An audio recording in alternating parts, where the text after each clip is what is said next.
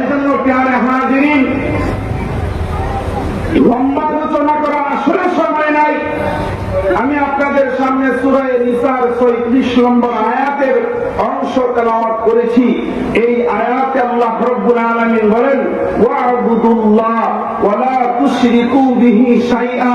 আল্লাহ বলেন ওয়া'বুদুল্লাহ, তোমরা ইবাদত করো। কার ইবাদত বলেন? কে বলেছেন বলেন? আরো জোরে বলেন, কে বলেছেন? আল্লাহ বলেছেন ওয়া'বুদুল্লাহ, তোমরা ইবাদত করো। ওয়া লা তুশরিকু বিহি শাইআ, আল্লাহর সাথে তোমরা কাউকে শরীক করো না।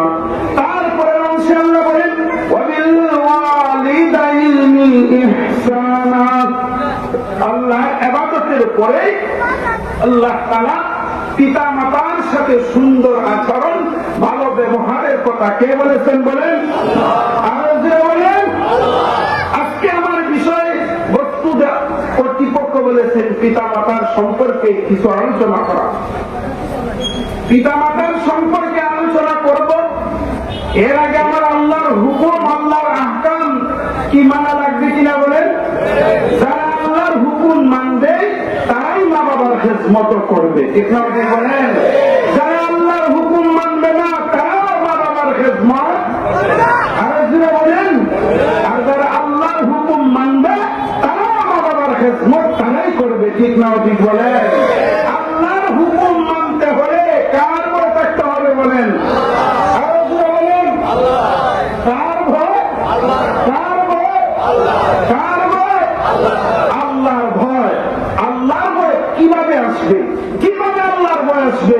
যদি মুমিনের অন্তরের মধ্যে আল্লাহর ভয় আছে, যখন মুমিন গুনাহ করে, যখন মুমিন পাপ করে, যখন মুমিন খারাপ কাজের মধ্যে শরীক হয়, তখন সে যদি ভাবে আমি যে গুনাহ করতেছি, আমি যে পাপ করতেছি, আমি যে খারাপ কাজ করতেছি, কে দেখতেছেন বলেন? আরো জোরে বলেন, কে দেখেন? আল্লাহ দেখেন। ওই ভয় যদি কোনো মুমিনের মধ্যে আছে, ওই মুমিন কখনো গুনাহ করতে পারে না, ঠিক না ঠিক বলেন? কারণ কোন মধ্যে কার ভয় আসবে? আল্লাহর ভয় আসবে। আমি যে গুনাহ করলাম, আমি যে পাপ কাজ করলাম, আমি যে খারাপ কাজ করতেছি, কে দেখেন বলেন ভাই? আরো জোরে বলেন, কে দেখতেছেন ভাই? আল্লাহ দেখেন। ওই ভয় যদি কোন মুমিনের অন্তরের মধ্যে আসে,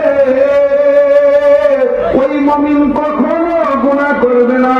ওই মুমিন সব সময় চিন্তা থাকে আমি যে পাপ কাজ করি, আমি যে গুনার কাজ করতেছি, আমার মালিক আমার আল্লাহ তো দেখে ফেলছেন।